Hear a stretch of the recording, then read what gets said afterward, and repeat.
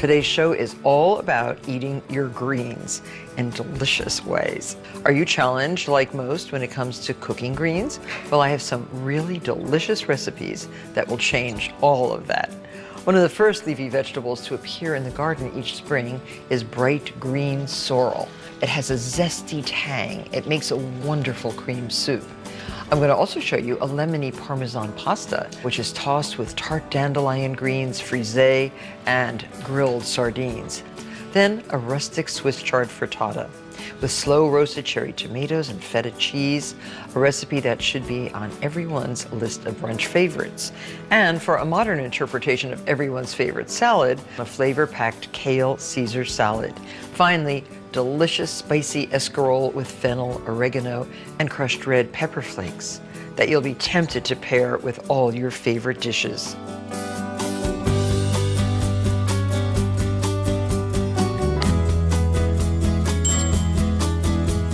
Sorrel's grown wild for centuries in Asia, Europe, and North America. This is what a sorrel leaf looks like. Long stem, a leaf that looks kind of like an elongated spinach leaf.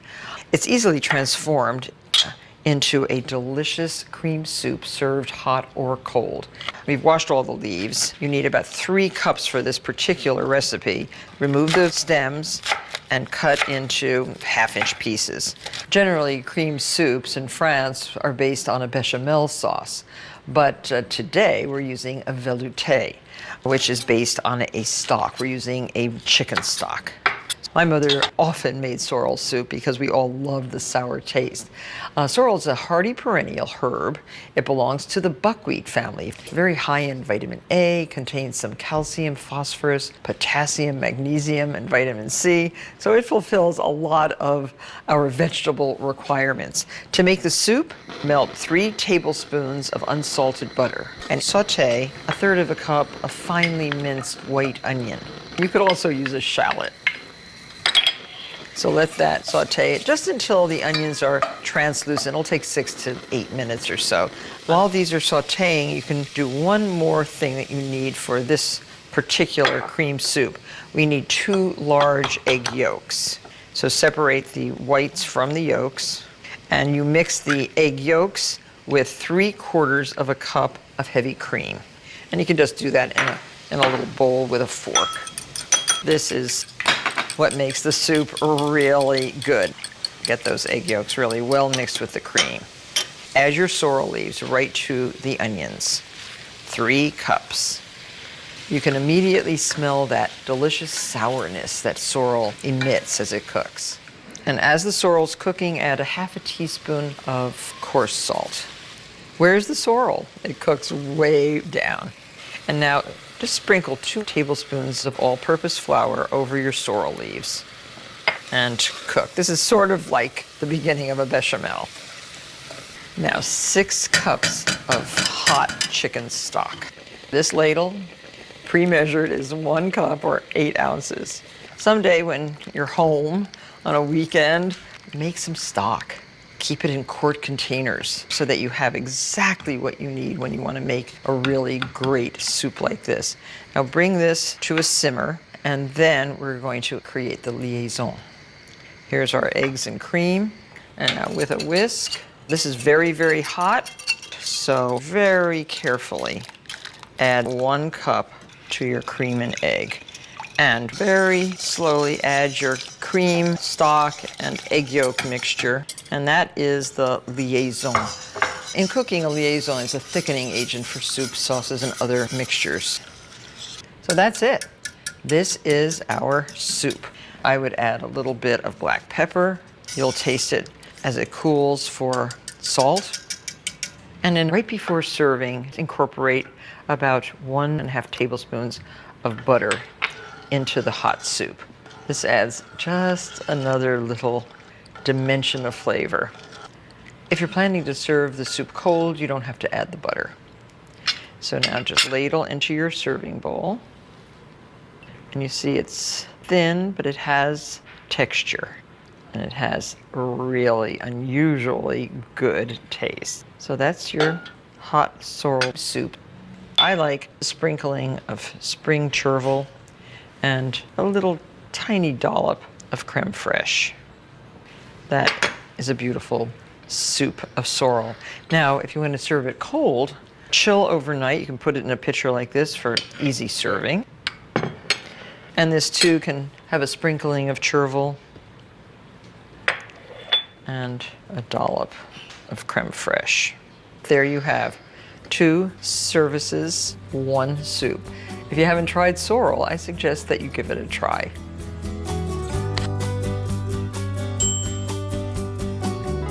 Frisee and dandelion greens are loved for their bitter bite, but you can tame them a little bit by adding the sweetness of caramelized shallots or onions. So I'm just adding olive oil to a big skillet, 1 tablespoon of butter to the oil, and 2 large shallots, peeled and sliced. I'm going to just saute these. And with the shallots, the dandelion greens, and frisee, I'm going to make a delicious recipe for pasta with grilled sardines and bitter greens.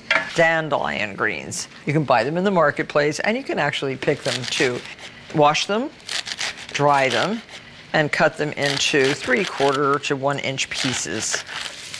Now, because we're going to also incorporate fresh sardines into this pasta dish, I have a stovetop griddle right here and a big pot of water just coming to a boil. Salt that, and we're going to cook for this particular dish bucatini. Bucatini is a thick spaghetti that has a hole right down through the center.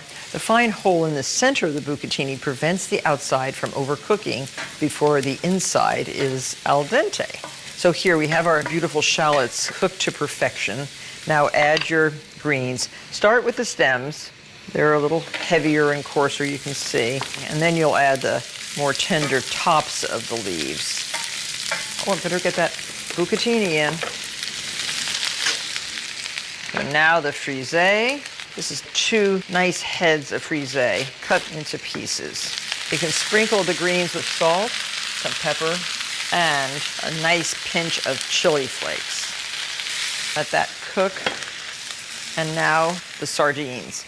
I just had a really, really great piece of fish in a Japanese restaurant, and they had a very fine powdered salt sprinkled all over the fish. So I took some Maldon sea salt and put it in this mortar and pestle, and I'm just trying to get it nice and powdery. Sprinkle that powdered salt on your sardines, and you can drizzle a little bit of olive oil all over the sardines, and then just lay them on a grill, 3 minutes per side.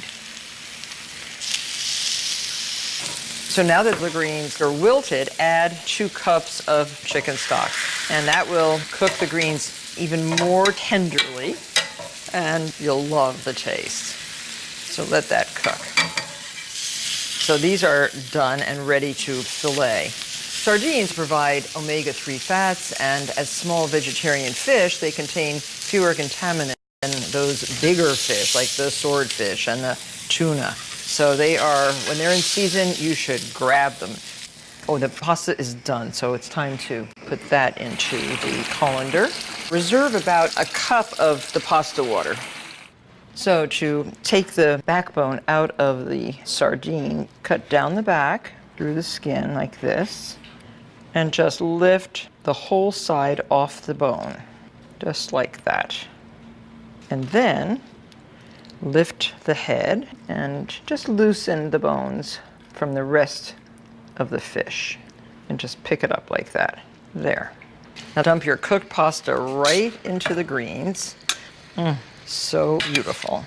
Now, this does need a little bit more liquid. I'm glad I saved that pasta water.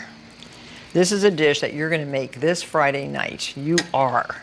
And it's a way to get your omega-3s, your greens, your vitamin Bs, your As, Cs into your diet so easily. Now, a generous amount of Parmesan cheese, grated fresh in your kitchen, if possible. And you can have some more on the table because people always want more cheese. A little lemon peel all over your pasta. And you can put that right into your bowl. We'll now place all those sardine fillets on the top. There you have it. Fantastic, unexpected combination, but surprisingly delicious.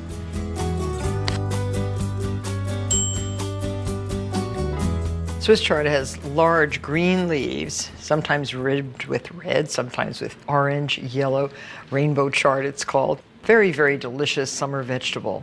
And combined with slow roasted caramelized tomatoes, feta cheese, and onion, Swiss chard makes a delicious filling for a frittata, which is one of my favorite brunch dishes, and I make frittatas over and over again. Let me show you how. Cherry tomatoes. Make sure none of them are too soft. 1 teaspoon of fresh thyme leaves. 2 cloves of garlic smashed. Just put those right in the dish. Salt and pepper. A little bit of brown sugar for caramelization. Just a half a teaspoon. And 2 tablespoons of olive oil and balsamic vinegar. Now these go right into a preheated 325-degree oven for about 40 minutes. And now you can heat your pan. This is a 12-inch non-stick frying pan, and you need a lot of oil for a frittata. Soften the onions in about 2 tablespoons of oil, and I'll probably add a few more. So heat the oil, slice your 2 big white onions, approximately 1/4 inch thick. These can go right into your skillet. I like big chunks of onion in my frittata. You don't want to brown them. You want to soften them. Don't forget to sprinkle always with a little bit of salt and freshly ground black pepper. Looks like a lot of onions. They cook down. Now the Swiss chard, the stem should be cut into about 1/2-inch pieces. And keep those a little bit separate. They're going to go in first, and then the leaves themselves are just cut into about 1/2-inch pieces too. You can make spinach frittatas. You could do kale, but the Swiss chard has a very nice flavor all its own. And while these are cooking now, break your eggs. Now, are you ready? 18 eggs for this size pan. Oh, and I even have some guinea fowl eggs. Look at those. Very different from a chicken egg. See how pointed the guinea fowl egg is? Perfectly interchangeable with regular chicken eggs. So just whisk this up. But you don't want it too frothy. You want a fluffy, but not necessarily frothy omelet. For the fluffiest frittata, whisk together the egg mixture just before making the filling. You don't want your eggs sitting around. That looks good. So for this particular frittata, we don't want to really caramelize the onions. You could, but I like the little bit of crunch of the onion. And these are such sweet onions, they taste really good, just cooked like this. Now add your Swiss chard. First the stems, and let those cook for a minute or so. Now add your Swiss chard leaves. It's about 6 to 8 ounces of Swiss chard, including the stems. So just let the leaves wilt a little bit. You don't have to cook them way, way down. There, that looks really pretty. And now all 18 eggs. You want to set the eggs in the bottom of the pan. A little bit more salt. Altogether, you're going to use less than a teaspoon of salt in this frittata, and a little bit of freshly ground pepper.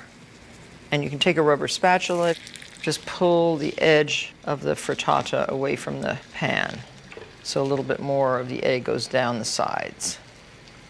In Spain, where I learned these techniques, it was over a big wood fire in the yard of the hotel we were staying in.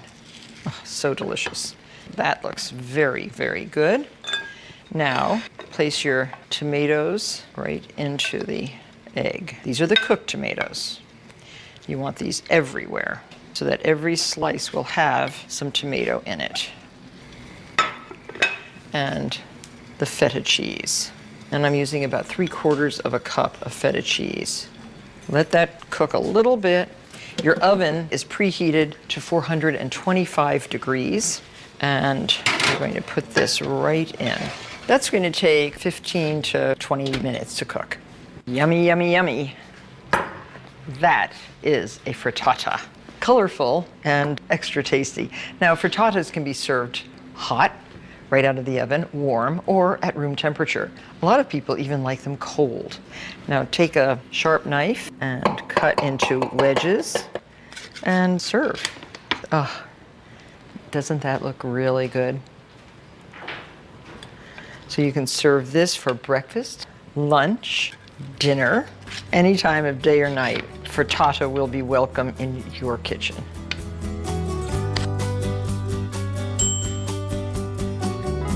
The Caesar salad may have been invented in 1924 in Tijuana, Mexico, but I bet Italian chef Cesare Cardini never imagined his now classic salad would be made with kale and featured on menus across the United States.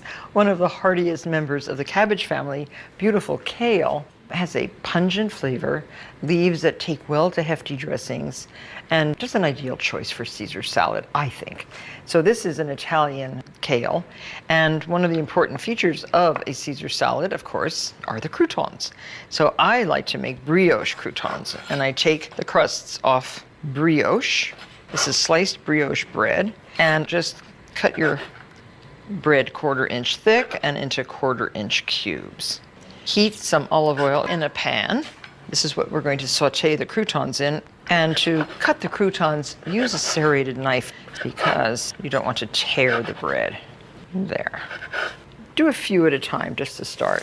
And if you like the flavor of butter, and I do, you can add butter to the oil to make the croutons even a little bit richer.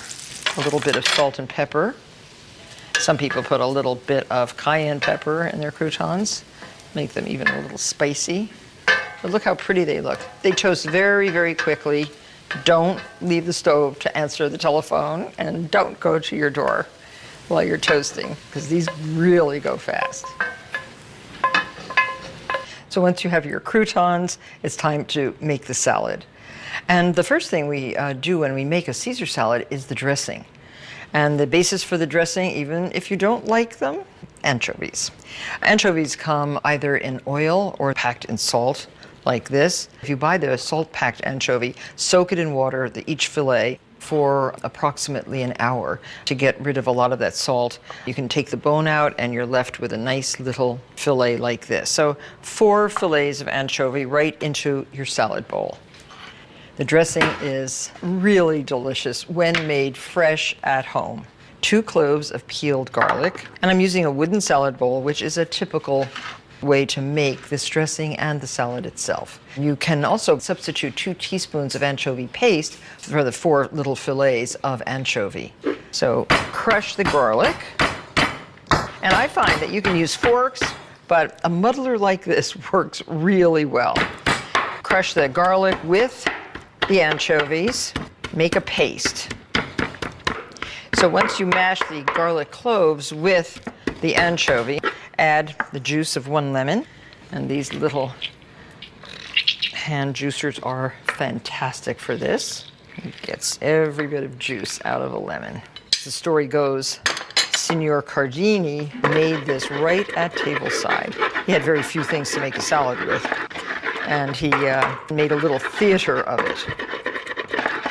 So there we have lemon juice, 1/3 of a teaspoon of salt, 1/8 of a teaspoon of black pepper, 1/2 a teaspoon of Dijon mustard,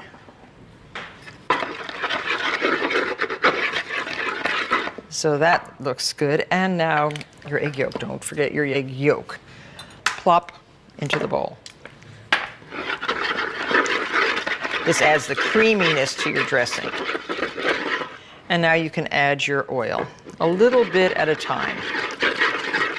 And if you don't want to use a raw egg yolk, and many times the eggs that we get in the supermarkets are not the freshest, you can use a tablespoon of store-bought mayonnaise instead.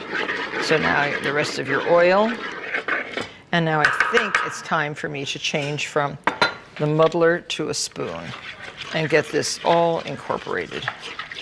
Now to this dressing, add about 1/2 cup of freshly grated Parmesan cheese right into your dressing. So this is a thick, rich, creamy dressing, and so superior to bottled dressings. Look how pretty that is. So now chiffonade the rest of your kale. We have a big bowl of it. And roll the leaves up like this, and then very finely on an angle, cut the leaves. Raw kale. Kale is tough. It is a really sturdy green. So it's better to chiffonade like this. And look how pretty that is when you do chiffonade it. It is now ultimately edible. You just put this right into your bowl. Let's add the whole bunch. So altogether, 3 big heads of Tuscan kale for this particular salad. And just toss and toss and toss until every leaf is coated. And a nice sprinkling of the croutons. You can save some on the side for those of you who want more. So toss in the croutons and serve. Cold, crunchy, delicious. That is Caesar salad made with kale.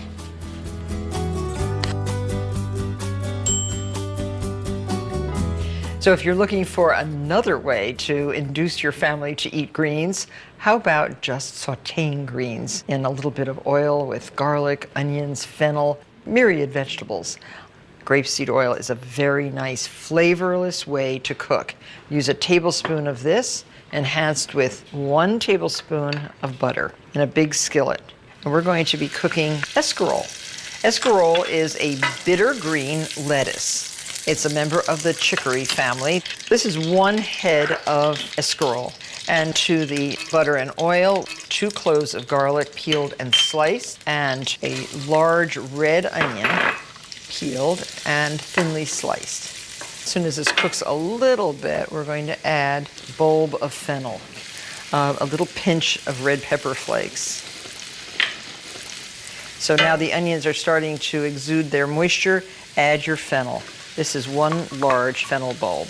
This will take about 10 minutes to cook down. So you see after 10 minutes or so what happens to the onion and the fennel. Add a piece of fresh oregano if you have it. You could use a little dried oregano if you don't have it. And just let that cook. And now it's time to chop coarsely your beautiful washed escarole leaves into 3 or 4 pieces each leaf. Make sure you wash your salad. So now add your escarole.